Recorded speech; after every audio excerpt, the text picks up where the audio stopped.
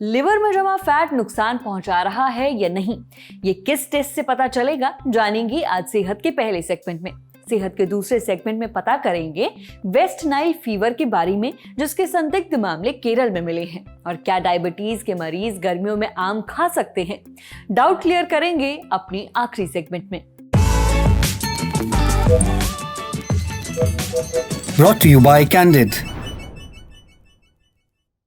Candid dusting powder, 4 skin problems का एक expert solution. Candid dusting powder, हटा खुजली, लगा कैंडिड।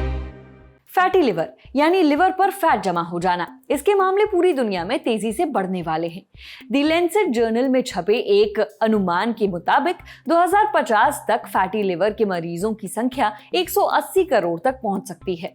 और सिर्फ शराब पीने या ज्यादा फैटी चीजें खाने वालों को ही फैटी लिवर नहीं होगा, इसके मामले उनमें भी बढ़ेंगे जो मोटापे से जूझ रहे हैं, जिन्हें डायबिटीज है या जो बहुत कम फिजिकल एक्टिविटी करते हैं।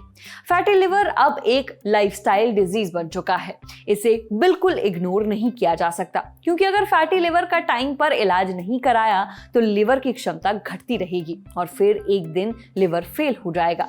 पर यह पता कैसे चलेगा कि आपको फैटी लिवर है या नहीं? इसी सवाल का जवाब पता करेंगे सेहत के इस एपिसोड में।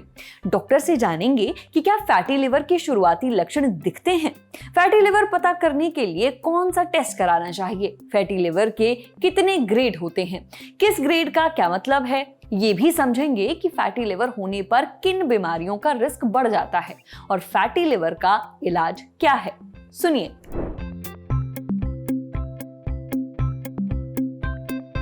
यही प्रॉब्लम है लिवर के में कि जब तक 60 से 70% लिवर डैमेज ना हो जाए तो पेशेंट को कोई भी सिम्टम नहीं रहेगा। और फैटी लिवर में भी यही होता है कि अर्ली स्टेजेस में आपको फैटी लिवर होने से भी आपको कोई रोग लक्षण नहीं होगा।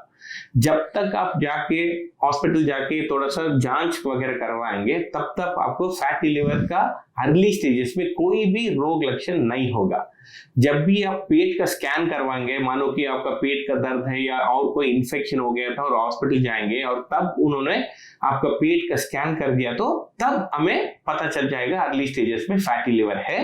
नहीं तो जब तक ये एडवांस स्टेजेस तक नहीं जाता है फैटी लिवर, तब तक आपको कोई भी रोग लक्षण नहीं होगा। तो फैटी लिवर पता करने के लिए पहला चीज जो है हम अल्ट्रासाउंड स्कैनिंग करवाएंगे। ये अल्ट्रासाउंड स्कैन तो सब जगह आपको सस्ते में हो जाएगा और पहला चीज जो है अल्ट्रासाउंड करवाने से आपको पता चल जाएगा कि आपको फैटी लिवर है। इसके अलावा हमें पता करना पड़ेगा कि आपको और कोई रिस्क फैक्टर है फैटी लिवर के लिए। क्या होगा? डायबिटीज माने शुगर का लक्षण है तो आपको डायबिटीज का चेक करना पड़ेगा। कोलेस्ट्रॉल लेवल ज्यादा है तो लिपिड प्रोफाइल करवाना पड़ेगा। आपको यूरिक एसिड है तो यूरिक एसिड का ये करवाना पड़ेगा। आपका बीएमआई मेजर करना पड़ेगा, हाइट और वेट लगा के बीएमआई को पता करना पड़ेगा, क्योंकि जिनको भी मोटापा है उनको फैटी लिवर होने का रिस्क ज्यादा होता है। और एक बार अल्ट्रासाउंड में फैटी लिवर पता चल गया तो उसका अगला चीज जो है हमें फाइब्रो स्कैन करवाना पड़ेगा। क्योंकि फाइब्रो स्कैन में क्या पता चलेगा? अल्ट्रासाउंड में सिर्फ ये पता चलेगा कि फैटी लिवर है, मगर वो फैट से लिवर को कोई नुकसान पहुंच रहा है ये पता नहीं चल रहेगा। और ये पता करने के लिए हमें फैटी लिवर फाइब्रो स्कैन करवाना पड़ेगा। फाइब्रो स्कैन में पता चलेगा कि लिवर में एक्चुअली फैट कितना है और फैट की वजह से आपको लिवर को कितना नुकसान पहुंच रहा है हमें फाइब्रो स्कैन में पता चल जाएगा। ये दोनों टेस्ट करवाने के बाद एडवांस टेस्ट भी है। आप सीटी स्कैन करवा सकते हैं, एमआरआई स्कैन करवा सकते हैं, एमआर फैट फ्रैक्शन करवा सकते हैं। इसमें पता चलेगा और थोड़ा डिटेल हमें मिल जाएगा। उसके मुताबिक आपको इलाज करने के लिए हमें आसान हो जाता है। अगर आपका फैटी लिवर देखा जाए तो 3 ग्रेड होते हैं। नॉर्मली हमारा हेल्थी पर्सन में 5% से कम फैट होना चाहिए लिवर में। मानो कि 5 से 33%, 5 to 33% अगर फैट जमा हो जाए लिवर में तो इसका मतलब है ये ग्रेड 1 फैटी लिवर है। 33 से 66%, 33 to 60% हो तो उसको बोलते हैं ग्रेड 2 फैटी लिवर और मोर देन 66% इसको बोलते हैं ग्रेड 3 फैटी लिवर। अगर लिवर का नुकसान देखे तो शायद सिर्फ फैटी लिवर से लिवर को कोई भी नुकसान ना पहुंचे जब तक ये एडवांस स्टेज तक ना चले जाए। मगर फैटी लिवर के साथ और कोई रिस्क फैक्टर ऐड ऑन हो जाए, मानो कि आपको डायबिटीज है, या तो कोलेस्ट्रॉल लेवल ज्यादा है, या तो यूरिक एसिड लेवल ज्यादा है, या आपको मोटापा है, या तो आप शराब पीते हैं, तो इसके टाइम में क्या हो जाएगा, लिवर में थोड़ा इन्फ्लेमेशन बढ़ जाती है। इसको बोलते हैं स्टीएटोहेपेटाइटिस। जब भी स्टीएटोहेपेटाइटिस होता है तभी आपको लिवर का डैमेज पता चलेगा, क्योंकि तब ही आपको ब्लड रिपोर्ट में आपका एंजाइम्स वगैरह ज्यादा हो जाएंगे, ब्लड टेस्ट में थोड़ा पता चल जाएगा, उसके बाद ही आपको लिवर का डैमेज होगा। मगर सिर्फ फैटी लिवर होने से लिवर को शायद कोई भी नुकसान ना पहुंचे जब तक ये एडवांस स्टेज पे ना जाए।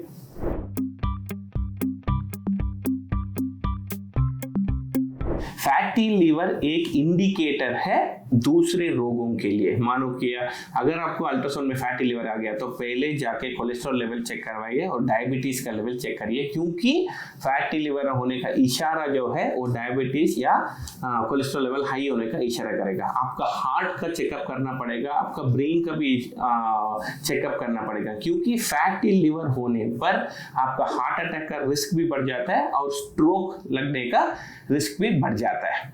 तो इसका इलाज क्या है, बहुत ही आसान है। फैटी लिवर क्यों होता है, इसलिए कि हम ज्यादा कैलोरीज खा रहे हैं और उसको एनर्जी स्पेंड नहीं कर रहे हैं। तो इसका मतलब है कि इलाज भी बहुत आसान है, हमें कम खाना पड़ेगा और ज्यादा फिजिकल एक्सरसाइज और एक्टिविटीज करना पड़ेगा।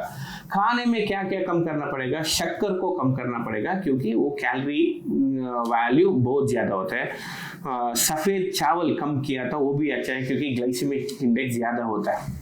तो कॉम्प्लेक्स कार्बोहाइड्रेट्स बोलते हैं, जैसे कि मैदा ना खाए, सिर्फ व्हीट आटा खाए, होल व्हीट फूड्स खा सकते हैं, अच्छे से वेजिटेबल्स खा सकते हैं, फाइबर खा सकते हो। तो जितना हो सके कार्बोहाइड्रेट्स कम कर दीजिए और वेजिटेबल्स और कॉम्प्लेक्स कार्बोहाइड्रेट्स को ज्यादा करिएगा। इसके अलावा अगर शराब पीते हैं तो शराब बिल्कुल भी ना पिए। अगर आपको शुगर है तो शुगर को कंट्रोल में रखिए, आपको अगर कोलेस्ट्रॉल है तो कोलेस्ट्रॉल को कंट्रोल में रखिए। थोड़ा सा ये छोटा मोटा लाइफस्टाइल मॉडिफिकेशन करके, हर रोज 20 मिनट का एक्सरसाइज करके, या तो एक हफ्ते में 150 मिनट का एक्सरसाइज अगर आप कर पाएंगे तो इससे फैटी लिवर कंप्लीटली रिवर्स होके कंप्लीटली नॉर्मल हो जाएगा। जब फैटी लिवर बहुत गंभीर हो जाता है तब कुछ लक्षण दिखाई देते हैं, जैसे भूख न लगना, उबकाई आना, पेट के दाएं हिस्से में थोड़ा थोड़ा दर्द होना, लेकिन तब तक कई बार स्थिति गंभीर हो चुकी होती है। इसीलिए रेगुलर टेस्टिंग जरूरी है ताकि फैटी लिवर को समय पर पकड़ा जा सके। समझे, अब बारी है सेहत के अगले सेगमेंट की, तन की बात।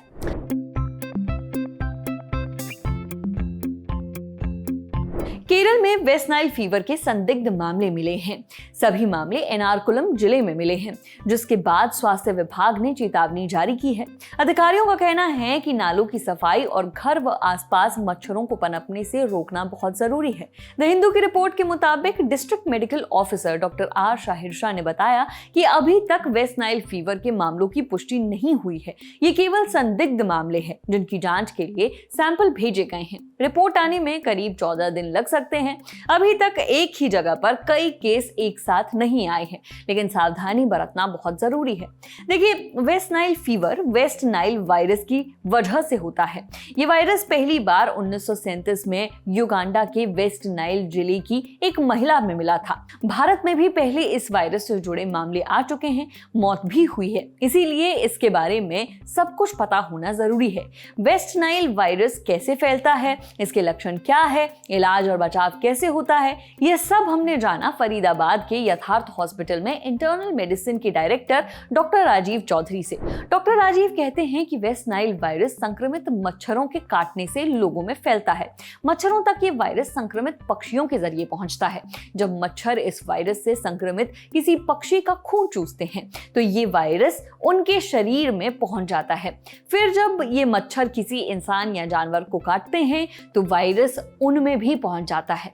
इस वायरस से जो बीमारी होती है उसे वेस्ट नाइल फीवर कहा जाता है, जिसके सस्पेक्टेड मामले केरल में मिले हैं। लोग और जानवर संक्रमित जानवरों के खून या शरीर के दूसरे हिस्सों के संपर्क में आने से भी संक्रमित हो सकते हैं। ये virus organ transplant, blood transfusion, delivery और ब्रेस्ट मिल्क के जरिए भी फैल सकता है, लेकिन ऐसा होना बहुत रेयर है।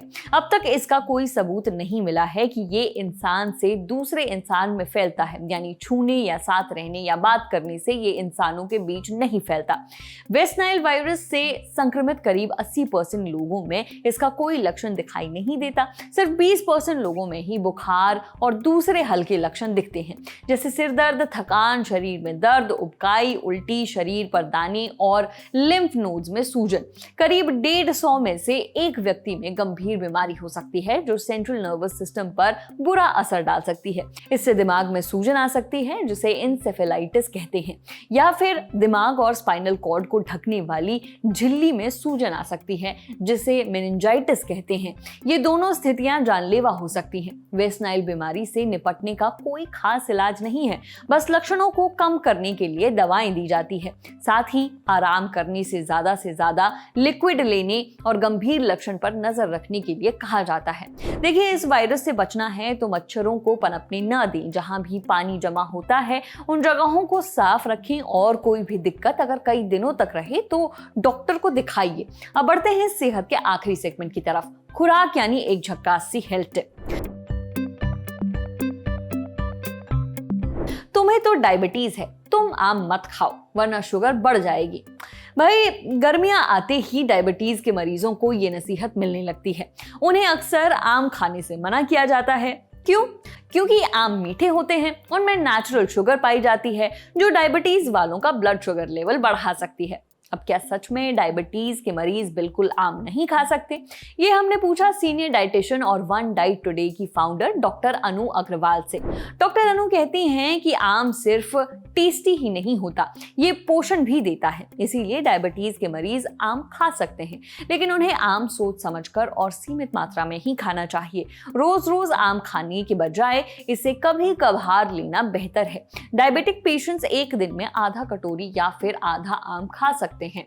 आम हमेशा कम पका चुनें, क्योंकि बहुत ज्यादा मीठा आम शुगर लेवल बढ़ा सकता है। एक आम का ग्लाइसीमिक इंडेक्स 51 से 60 के बीच में होता है, जो मीडियम कैटेगरी में आता है, यानी इसमें मौजूद कार्बोहाइड्रेट्स धीरे धीरे ग्लूकोज में बदलते हैं और ब्लड शुगर अचानक बहुत तेजी से नहीं बढ़ता। लेकिन फिर भी अगर ज्यादा मात्रा में खाया जाए तो शुगर लेवल बढ़ सकता है, जो डायबिटीज के मरीजों को दिक्कत दे सकता है। इसीलिए थोड़ा कम पका आम खाना ज्यादा सही रहेगा। अगर आम खाने का मन है तो फल ही खाएं, उसका शेक बनाकर ना पिएं, क्योंकि शेक में अलग से चीनी डाली जाती है जो ब्लड शुगर लेवल बढ़ा सकती है। डायबिटीज वालों के लिए आम खाने का सबसे सही समय मिड मॉर्निंग है, यानी सुबह करीब 11 बजे से 12 बजे के बीच। इस समय शरीर का मेटाबॉलिज्म ज्यादा एक्टिव होता है और डाइजेशन भी बेहतर तरीके से काम करता है। उस पर दिन में शरीर को ज्यादा एनर्जी चाहिए होती है, लिहाजा इस वक्त आम खाने से ब्लड शुगर तेजी से बढ़ने का रिस्क थोड़ा कम रहता है, क्योंकि शरीर उस एनर्जी का इस्तेमाल कर लेता है। इसीलिए सुबह 11 से 12 के बीच ही आम खाएं और सुबह खाली पेट खाने के बाद या फिर रात में आम खाना अवॉइड करें। देखिए, अगर डायबिटीज के मरीज हैं तो हमेशा आम खाने से पहले अपना ब्लड शुगर लेवल चेक करें। अगर ये बढ़ा हुआ है तो उस दिन आम ना लें। डायबिटीज के पेशेंट आम तभी खाएं जब उनका शुगर लेवल कंट्रोल में हो। आज सेहत में इतना ही। अच्छा, अगर आप डॉक्टर हैं या फिर आपका डॉक्टर से कोई सवाल है तो स्क्रीन पर दिख रही ईमेल आईडी पर दाग दीजिए। सूचना समाप्त। शुक्रिया।